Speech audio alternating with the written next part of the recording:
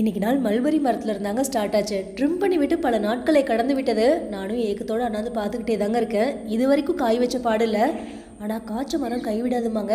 ஏற்கனவே 2-3 பழம் வந்து பறிச்சிருக்கேங்க. விரைவில் காய்க்கும் நம்புறேன், பார்க்கலாங்க. அதுவும் இந்த மரத்தெலாம் பாருங்கள் எவ்வளோ ஹைட் போயிடுச்சுன்னு.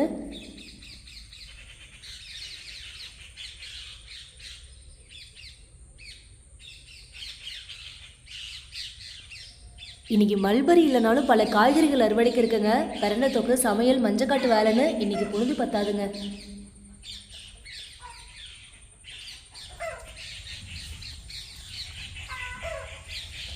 கருவேப்பிலை செடியை பாருங்கள், நம்ம காட்டுக்கும் பக்கத்து காட்டுக்கும் பார்டர் கட்ட மாதிரி கரெக்டாக சென்டரில் முளைச்சிருக்கு.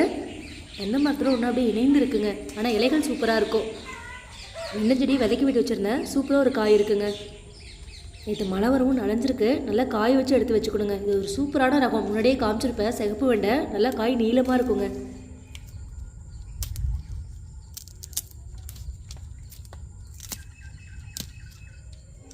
அந்த சைடு வாங்க, வாழைப்பூ ஒன்று அப்படியே பார்டரில் இருக்கு. அதை உடைச்சிட்டு வந்துடலாம்.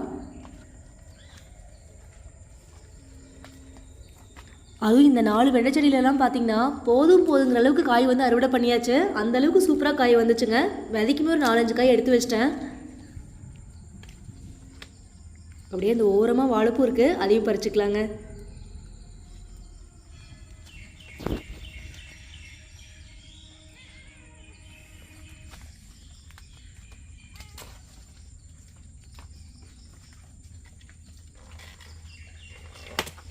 இப்படி கை கட்டுற மாதிரி வாழை போட்டுச்சிட்டாவே ஏதோ பெருசாக சாதிச்ச மாதிரி ஃபீல் வருதுங்க.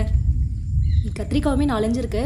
ஒரு 10 செடிக்கிட்ட வச்சங்க, 4-5 வெரைட்டி அப்படின்னு. ஒரு 5-6 செடி மட்டும் நல்லா தளைஞ்சு வந்திருக்கு. அதுவும் இந்த செடியில் பாருங்களேன், நல்லா கொத்து கொத்தாக காய் வந்திருக்குங்க.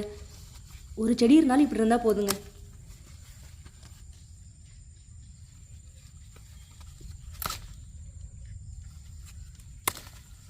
கத்திரிக்காவை தொடர்ந்து காலிஃப்ளவர் கீரைன்னு கூடயே 10ஆவது அளவுக்கு இன்றைக்கி அறுவடைக்கு இருக்குங்க. அதையும் போய் பறிச்சிடலாம். இந்த செடியில் இப்போ தாங்க பூ வைக்க ஸ்டார்ட் ஆகுது. பூனைக்காளி மட்டும் பாருங்கள், அப்படியே பாக்கு மரத்தை ஃபுல்லாக சுற்றி வள வந்துருச்சுங்க. இன்னும் எவ்வளோ தான் ஸ்பேஸ் வேணும் அப்படின்னு தெரியல. இந்த சைட் பாருங்களேன், அப்படியே அலிபாபா குகைக்குள்ளே போகிற மாதிரியே இருக்குங்க.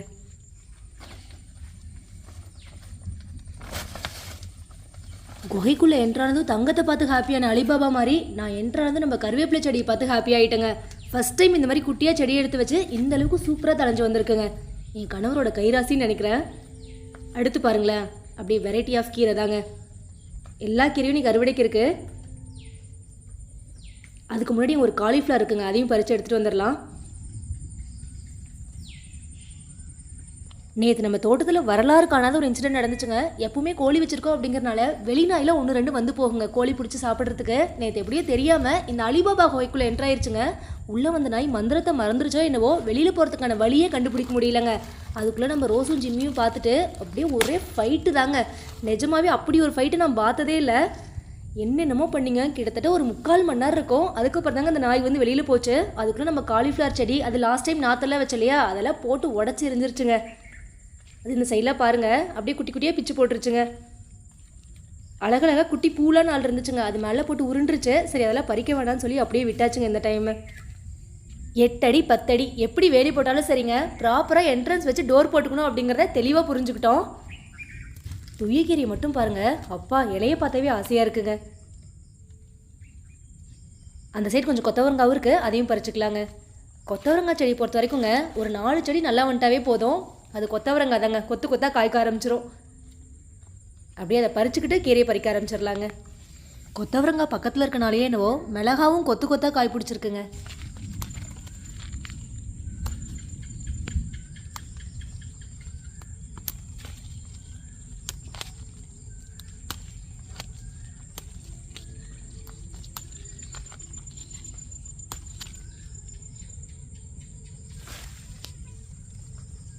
குயிலிசையோடு அப்படியே சூப்பராக கொத்தவரங்காவும் பறிச்சாச்சுங்க.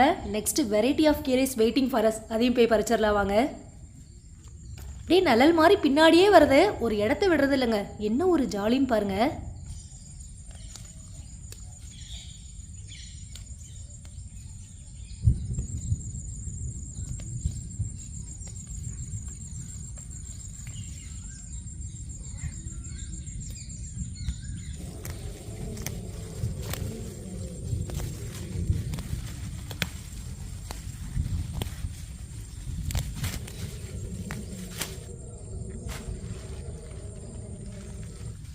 லாஸ்ட் டைம் முளைச்சி வரும்போதே கோழி கொத்திருச்சு நிறைய காமிச்சிருப்பேன். பரவாயில்லைங்க, இருந்தாலும் தம் கட்டி செகண்ட் ரவுண்ட் நல்லா தலைஞ்சு வந்துருச்சு.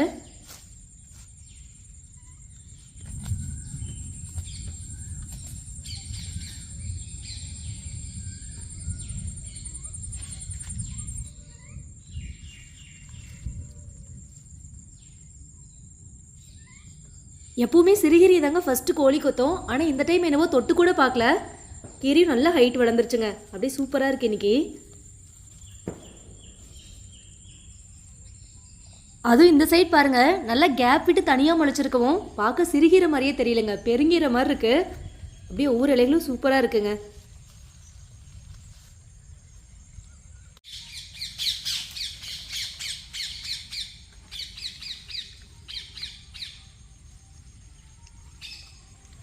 புதினாவும் கொஞ்சம் இருக்குது, அதையும் பறித்து எடுத்துக்கலாங்க.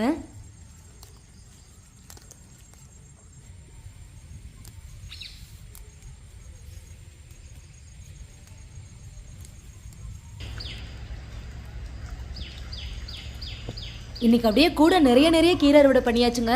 இதோட முடிவில் இன்னொரு சூப்பரான வெரைட்டி கீரை காத்துக்கிட்டு இருக்கு, அதையும் போய் பறிச்சிடலாங்க. அதுக்கு முன்னாடி மிதில் பாகல் நிறையா இருக்குங்க, குட்டி குட்டியாக காய்ச்சி தொங்குது.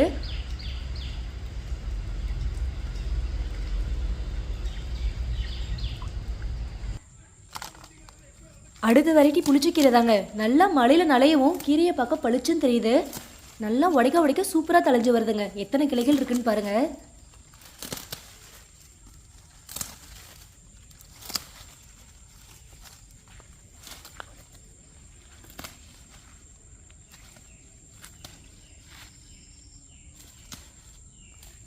அது என்னவோ தெரியலங்க, இந்த மாதிரி ஃப்ரெஷ்ஷாக கீரை வெரைட்டியை பார்க்கும்போது மட்டும் நம்மளும் ஆடு மாடு மாதிரி அப்படியே சாப்பிட்டா நல்லா இருக்கும்ல அப்படின்னு தோணுதுங்க. ஏன்னா பார்க்க அவ்வளோ சூப்பராக இருக்குது. இன்றைக்கி அப்படியே கலர்ஃபுல்லாக ஃப்ரெஷ்ஷாக சூப்பராக கீரையெல்லாம் அறுவடை பண்ணியாச்சு. நம்ம கடலக்காய் செடியும் அப்படிதாங்க. ஸ்டார்டிங்கில் வந்து நிறைய இந்த மஞ்சள் விழுந்த மாதிரி இருந்தது, கொஞ்சம் பழுத்து போன மாதிரி இருந்ததுங்க. ஆனால் இப்போ மழை வரவும் பாருங்களேன், அப்படியே பச்சை பசேன்னு மாறிடுச்சுங்க. பார்க்கவே சூப்பராக இருக்குது.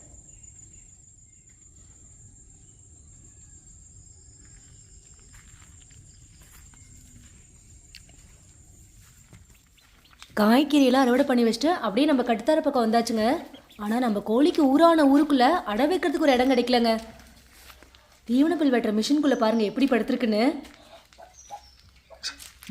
ஒரு 5-6 குஞ்சு கிட்ட பொறிச்சிருக்குங்க. உள்ளே எத்தனை இருக்குன்னே தெரியலங்க, கோழி எடுத்துகிட்டு தான் பார்க்கணும்.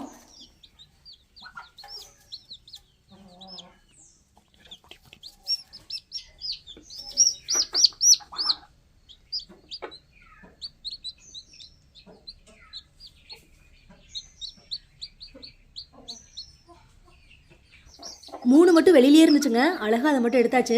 கோழி வந்து அந்த சைடு திரும்பி படுத்துருக்குங்க, அதனால் ஒரு ரியாக்ஷனும் கொடுக்கல. இதை கூண்டுக்குள்ளே வச்சுட்டு வந்து கோழி எடுத்து பார்க்கலாங்க அடியில் எத்தனை இருக்குன்னு.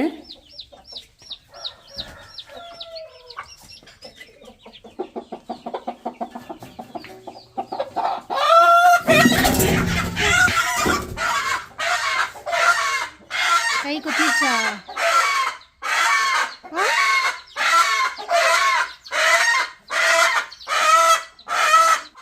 கோழி அலறி அடித்து ஓடிச்சோ இல்லையோங்க, அது கொடுத்த சவுண்டில் நான் தாங்க அலறி ஓடினேன்.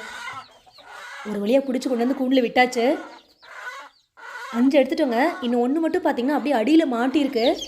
எப்படி கொண்டு போய் அடை வச்சிருக்குதுன்னு பாருங்கள். அதை அப்படியே பத்திரமா எடுத்து கொண்டு வந்து விட்டுறலாங்க. இந்த ஒரு கோழி மட்டும் பாருங்கள், லைட்டாக அந்த கட்டி மாதிரி வந்துருச்சுங்க. ஃபஸ்ட்டு குட்டியாக தான் ஸ்டார்ட் ஆச்சு, அப்படியே கொஞ்சம் கொஞ்சமாக வளருதுங்க. பார்க்கவே பாவமாக இருக்குங்க. ஏதாவது சொல்யூஷன் தெரிஞ்சால் சொல்லுங்கள். இந்த டைம் ஒரு வாத்து மட்டும் அடைப்படுத்திருக்குங்க, ஒரு ரியாக்ஷனும் இல்லை. அது உலகத்தில் அப்படியே படுத்துருக்கு. இந்த ஒரு குஞ்சு பாருங்கள், சேட்டையை அப்படியே உள்ளே மாட்டியிருக்குங்க. கடும் போராட்டத்துக்கு அப்புறம் அந்த சைடு இந்த சைடு தள்ளி கையில் எடுத்தாச்சுங்க. அப்படியே குட்டியாக இருக்குது, பார்க்க குருவி மாதிரி இருக்குங்க.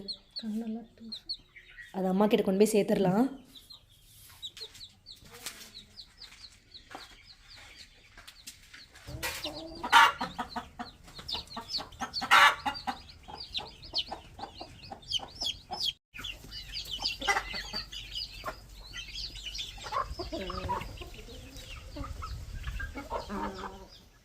நம்ம கோழி குஞ்செல்லாம் சேவ் பண்ணிட்டோங்கிற எனர்ஜிலேயே அப்படியே அடுத்த வேலையை ஸ்டார்ட் பண்ணியாச்சுங்க. முன்னாடியே சொல்லியிருப்பேன், வெங்காயம் அறுவடை பண்ணுறதுக்கு முன்னாடி ஒரு டைம் உரம் கொடுத்துடலாம் அப்படின்னு.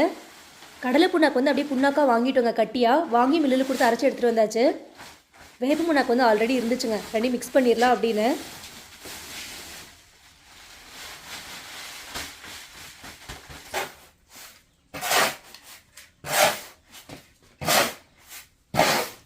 புண்ணாக்கை கொட்டி அந்த பக்கம் இந்த பக்கம் தள்ளி சூப்பராக ஒரு மிக்சிங்கை போட்டுடலாங்க. மேக்ஸிமம் நம்ம காய் செடிக்கெலாம் போடுறோம் அப்படின்னா நல்லா புண்ணாக்கு ஊற வச்சுருவாங்க. 2 நாள் ஊற வச்சு புளிச்சதுக்கப்புறம் ஒவ்வொரு மக்கை எடுத்து ஊற்ற ஆரம்பிச்சிருவோம். நம்ம மஞ்சக்காட்டுக்கு போடுறோம் அப்படிங்கிறனால அப்படியேங்க இந்த உப்பெல்லாம் வைப்போம் இல்லையா, அந்த மாதிரி போட்டு விட்டுலாம் அப்படின்னு மேக்ஸிமம் இந்த மாதிரி தாங்க போடுவேன். போட்டு தண்ணி கட்டிடுவோம். அவ்வளோதாங்க, சூப்பராக மிக்ஸ் பண்ணியாச்சு. இப்போ சாக்கில் கட்டி தோட்டத்துக்கு எடுத்துகிட்டு போயிடலாங்க.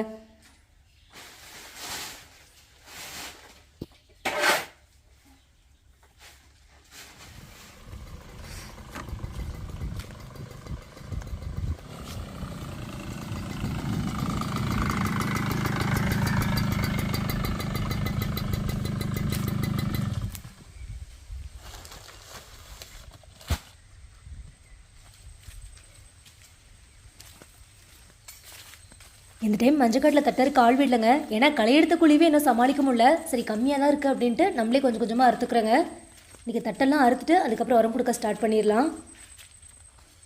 இந்த பக்கம் இஞ்சியே பாருங்கள், மஞ்சள் வந்து நாளாக அப்படியே செழிப்பாக வளருதுங்க. ஆனால் இஞ்சி வந்து அப்படியே காஞ்சிக்கிட்டே போகுதுங்க. சரி வாங்க அப்படியே நம்ம போய் தட்டை இருப்போம். ஆனால் நிஜமாவேங்க நார்மலாக தட்டை இருக்கிறதுக்கும் மஞ்சக்காட்டுக்குள்ளே தட்டை இருக்கிறதுக்கும் கொஞ்சம் ரிஸ்க் இருக்குங்க. அதுவும் நம்மளுக்கு வேறு ஃபுல்லாக சாஞ்சிருக்கு, கொஞ்சம் பார்த்து பார்த்து அறுக்கிற மாதிரி இருக்கும்.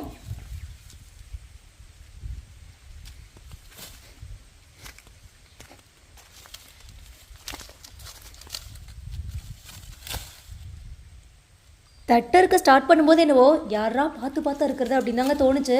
அதுக்கப்புறம் களத்தில் இறங்கணும் பாருங்க, ஆளுக்கு பாதியாக பிரிச்சுக்கிட்டேங்க யார் ஃபர்ஸ்ட் இருக்கிறதுன்னு. போட்டின்னு வந்ததுக்கப்புறம் வேகத்தை மட்டும் பாருங்க.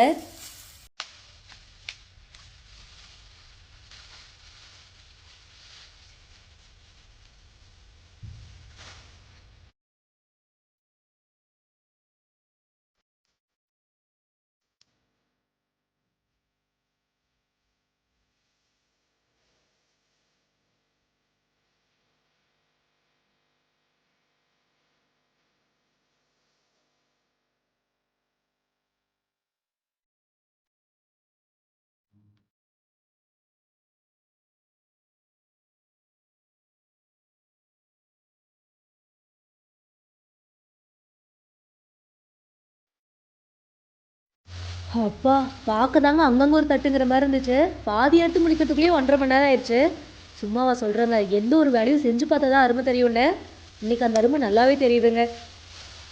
ஒரு வழியாக பாதி அறுத்துட்டோம், இன்னும் கொஞ்சம் அந்த சைட் மட்டும் இருக்குங்க, அதையே அறுத்துட்டு உரம் கொடுத்துடலாம்.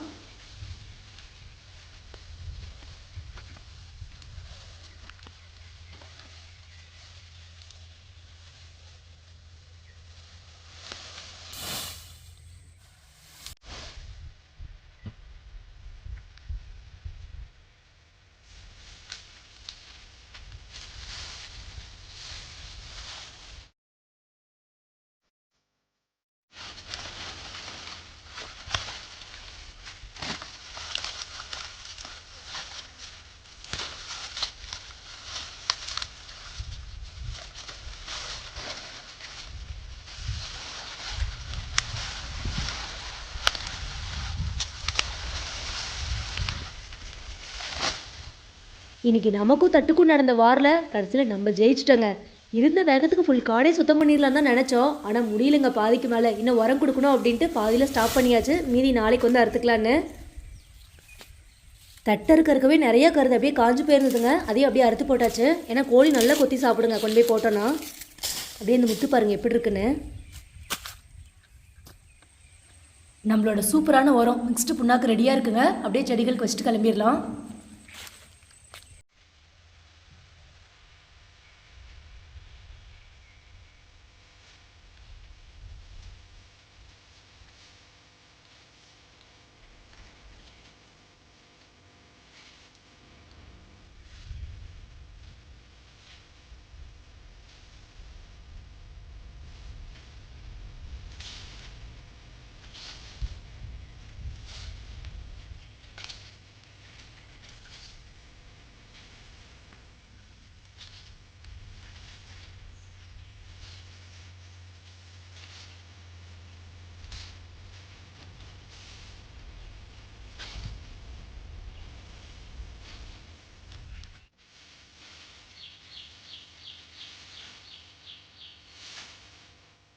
அந்த ஓரத்துக்கும் சென்டர்லேயும் செடி எவ்வளோ வித்தியாசமாக இருக்குது பாருங்கள்.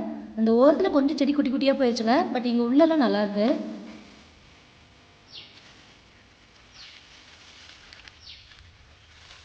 வெங்காயம் பாருங்கள், கிட்டத்தட்ட அறுவடை பண்ணுற ஸ்டேஜ்க்கே வந்துருச்சுங்க. கொஞ்சம் முன்னாடியே உரம் கொடுத்துருக்கணும். மழை வந்துக்கிட்டே இருக்கவும் பார்த்தீங்கன்னா நம்மளும் கொஞ்சம் டிலே பண்ணிட்டோம். சரி, உரம் கொடுத்துட்டு ஒரு 10 நாள் கழிச்சு கொடுங்கன்னா லைட்டாக ஊறுங்கிற நம்பிக்கை தாங்க.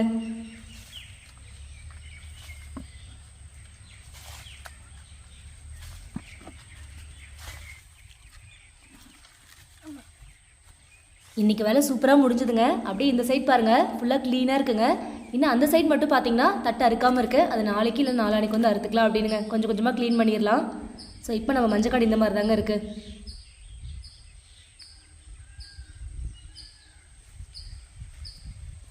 அந்த லாஸ்ட்டில் மட்டும் கடைசியாக கொஞ்சம் சிகப்பு சோளம் ஊழியிருந்தோம். இன்றைக்கி கருது கொஞ்சம் உடைக்கிற மாதிரி இருக்குங்க. அதையும் உடைச்சிட்டு கிளம்பலாம்.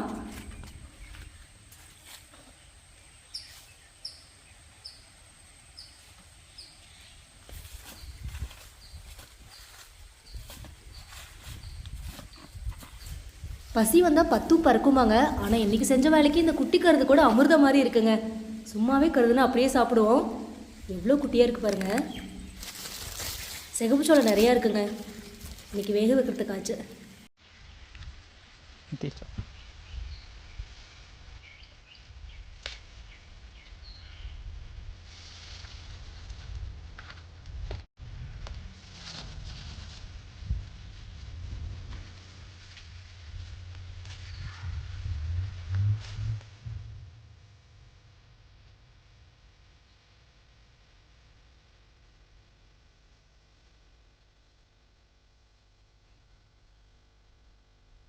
இந்த மஞ்சக்காடு ஞாபகம் இருக்குன்னு நினைக்கிறேங்க. லாஸ்ட் டைம் காமிச்சிருப்பேன் பிடிசி ரகம் அப்படின்னு. இங்கேயுமே கருது பார்த்தீங்கன்னா கரெக்டாக அந்த முத்தின ஸ்டேஜ்க்கு வந்துருச்சு. பட் ஒர்க்லேயே பாருங்களேன், நிறைய கருது ஒடிக்கிற மாதிரி இருந்தது. சரி, வீட்டுக்கு ஒரு 4-5 கருது ஒடிக்கலாம் அப்படின்ட்டு இறங்கியாச்சுங்க.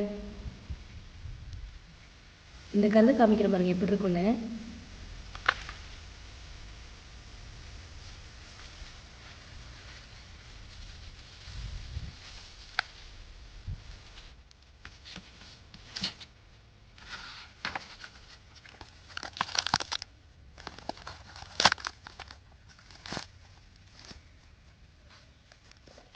அவ்வளோதாங்க, ஃபைனலாக ஃபார்ம் டு ஹோம்க்கு வந்தாச்சு. ஃபஸ்ட்டு கோழியோட தீவனத்தை போட்டு அதுக்கப்புறம் நம்மளோட தீனி போய் ரெடி பண்ணலாங்க.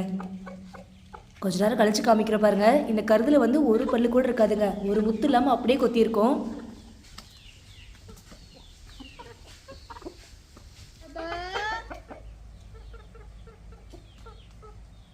சைடில் அப்படியே நம்ம மல்லிப்பூ செடியும் பாருங்கள் சூப்பராக வளர்ந்து வந்துக்கிட்டு இருக்கு. பார்க்கவே ஆசையாக இருக்குங்க. அப்படியே அரும்பு வைக்குது. நம்ம வீட்டில் கிச்சனில் வர எல்லா வேஸ்ட்டும் சைடில் கொண்டு வந்து அப்படியே போட்டு விட்டுருவேங்க.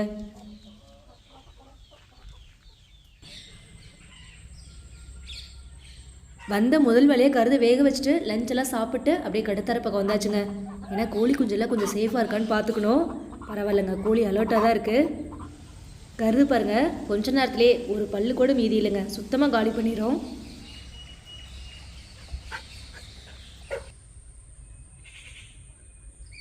கோழி மாதிரியே நம்மளும் வேக வச்ச கருதெல்லாம் காலி பண்ணிவிட்டு அப்படியே நம்ம காட்டோட எல்லைக்கு வந்தாச்சுங்க. நிறைய பிரண்டு இருக்குது. நானும் ரொம்ப நாளாக பிரண்டை தூக்கு போகணும்னு நினச்சிக்கிட்டே இருந்தேங்க. இன்றைக்கி அதுக்கான நேரம் வந்துருச்சு. இப்படி குட்டி குட்டியாக நிறைய முளைச்சிருக்குங்க. இந்த மாதிரி கொழுந்தாக பறித்து எடுத்துக்கலாம். அரண்டியை பறிச்சுட்டு வரும்போது வழியில் பப்பாளி இருந்துச்சு. சரி, பப்பாளி பறிக்கலான்னு வந்தால் இப்படி ஒரு குட் நியூஸ் காத்திருக்குன்னு எதிர்பார்க்கவே இல்லைங்க. காலையில் மல்பரி இல்லை அப்படின்னு சொல்லி ஃபீல் பண்ணிகிட்டு இருந்தேன். பட் இந்த ட்விஸ்ட் எதிர்பார்க்கவே இல்லைங்க. பப்பாளி பறிச்சுட்டு காமிக்கிறேன் என்னென்னு. நீங்களும் சந்தோஷப்படுவீங்கன்னு நினைக்கிறேன். ரொம்ப நாள் ஆசைங்க, எப்படா வரும்னு காத்துக்கிட்டு இருந்தேன்.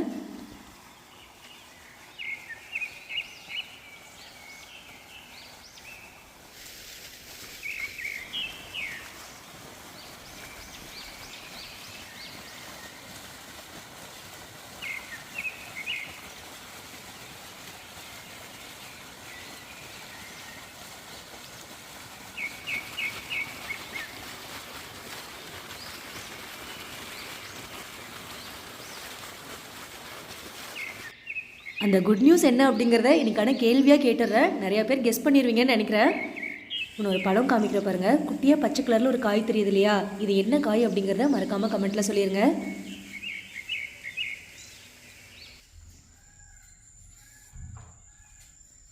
பிரண்டை ஃபார்ம் டு கிச்சனுக்கு கொண்டு வந்தாச்சுங்க. சூப்பராக பிரண்டை தொக்கு செஞ்சிடலாம். நான் வந்து பிரண்டை தொக்கு செய்யறதுலலாம் எக்ஸ்பர்ட் கிடையாது. பட் எப்போவுமே யூஸ்வலாக பார்த்தீங்கன்னா மந்த்லி ஒன்ஸ் வந்து பிரண்டை சட்னி வந்து கண்டிப்பாக செஞ்சிருவேங்க.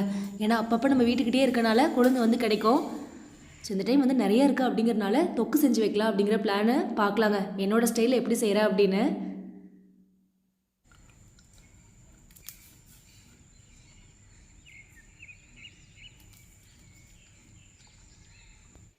இந்த மாதிரி மேலே இருக்க நார்லாம் சுத்தமாக க்ளீன் பண்ணி எடுத்தாச்சுங்க. நல்லா வாஷ் பண்ணி எடுத்தாச்சு. இப்போ குட்டி குட்டியாக கட் பண்ணி எடுத்துக்கலாம்.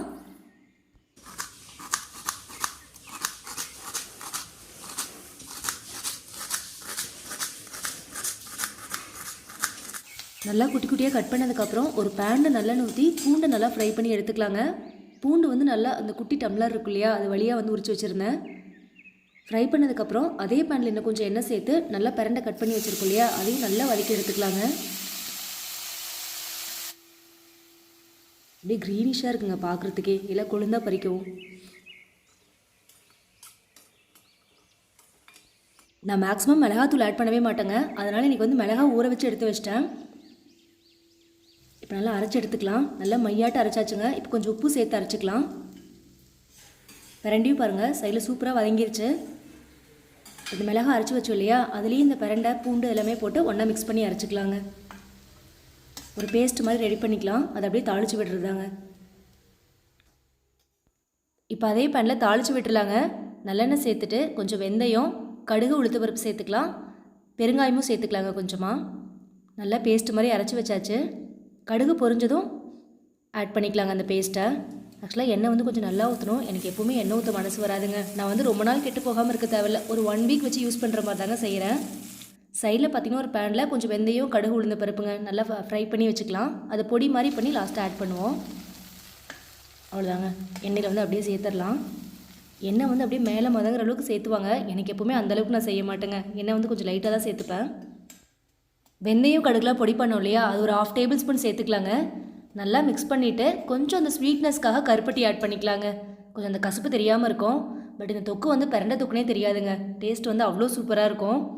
உங்களுக்கு ஆயில் வந்து இன்னும் கொஞ்சம் அதிகமாக வேணும் அப்படின்னாலும் ஆட் பண்ணிக்கலாங்க. நல்லா எண்ணெய் பிரிஞ்சு வந்ததும் ஸ்டவ் ஆஃப் பண்ணிடலாங்க. இன்றைக்கி டின்னருக்கு வந்து பார்த்திங்கன்னா சிம்பிளாக வந்து பருப்பு போட்டாச்சுங்க, பாசிப்பயிர் போட்டாச்சு. சைடில் வந்து ரைஸும் ரெடி ஆகுதுங்க. தயிர் இருக்குது, சரி அப்படியே மேனேஜ் பண்ணிக்கலாம் அப்படின்னு. நல்லா ஆறுனதுக்கப்புறம் இந்த மாதிரி பாட்டிலில் ஸ்டோர் பண்ணி வச்சுக்கலாங்க. இது மேக்ஸிமம் வெளியில் வச்சோம் அப்படின்னாவே 1 வீக் வரைக்கும் கெட்டு போகாமல் இருக்குங்க. அதுக்கு மேலே ஃப்ரிட்ஜில் வச்சு யூஸ் பண்ணுறதுனா பண்ணிக்கலாம். அதுவும் ஒயிட் ரைஸ்க்கெலாம் செம்ம சூப்பராக இருக்குங்க. இன்றைக்கி அதனால தான் மெயினாக ஒயிட் ரைஸ் வச்சது. இன்றைக்கி அப்படியே நம்ம சுவையான பிரண்டை தொக்கு டேஸ்ட் பண்ணி பார்த்துடலாங்க. ரொம்ப ஒரு சிம்பிளான ரெசிபி தான். உங்களுக்கு கொஞ்சம் பல்காக கிடைக்குது அப்படின்னா இந்த மாதிரி செஞ்சு வச்சுக்கலாங்க. இன்றைக்கி டின்னருக்கு ஒயிட் ரைஸ், பாசிப்பருப்பு, பிரண்டை தொக்கு, தயிர்னு சூப்பராக முடிச்சாச்சுங்க. எனக்கு மேக்ஸிமம் நைட் டைமில் ரைஸ் சாப்பிட்றதுனா ரொம்ப பிடிக்கும். அது சின்ன வயசுலேருந்தே பழகிருச்சுங்க. நீங்களும் இன்றைக்கி காலையில் மல்பெரி செடின்னு ஸ்டார்ட் பண்ணோம். என்னோட சேர்ந்து இந்த நாளை என்ஜாய் பண்ணியிருப்பீங்க அப்படின்னு நினைக்கிறேன். நெக்ஸ்ட் ஒரு சூப்பரான அப்டேட்டோட திரும்பி உங்களை சந்திக்க வரேன். பாய்.